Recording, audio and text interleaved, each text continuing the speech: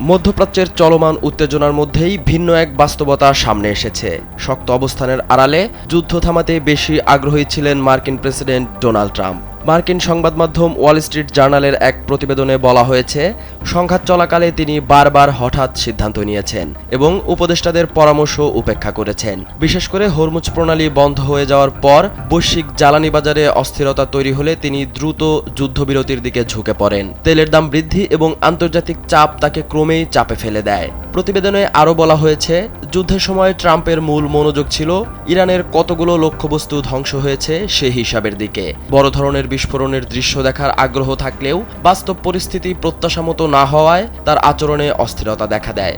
ইরানের আকাশসীমায় মার্কিন বিমান ভূপাতিত হওয়ার খবর পেয়ে তিনি ক্ষোভ প্রকাশ করেন। এমনকি পরিস্থিতি সামাল দিতে তাকে সিচুয়েশন রুম থেকেও দূরে রাখা হয়। পরে সামাজিক যোগাযোগ মাধ্যমে ধারাবাহিক হুমকি দিয়ে চাপ তৈরি করেন মার্কিন প্রেসিডেন্ট। এক পর্যায়ে তিনি অশ্রাব্য ভাষা ব্যবহার করে পোস্ট দেন, যা নিজ দল ও ধর্মীয় নেতাদের মধ্যেও উদ্বেগ তৈরি করে। যদিও পরে তিনি জানান, ইরানকে আলোচনায় আনতে ইচ্ছাকৃতভাবেই তিনি এমন আচরণ করেছিলেন। তবে এই চাপের মধ্যেও ট্রাম্পের অবস্থান ছিল দোলাচলে।